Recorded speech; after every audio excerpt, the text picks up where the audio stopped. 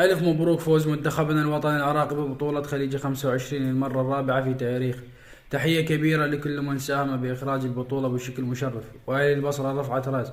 شكرا للجماهير الحاضرة والمساندة داخل وخارج الملعب.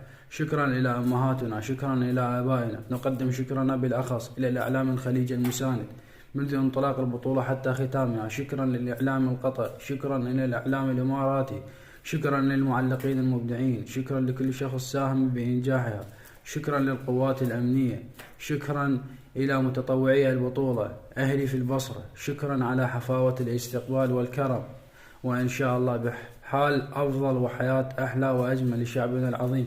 شكرا للمعلقين المساهمين خالد الحدي، خليل البلوشي. شكرا لكل شخص ساهم بإنجاح البطولة داخل وخارج العراق. دمت عز وفخرنا يا شعبنا العظيم، دمت عز وفخرنا يا عراق.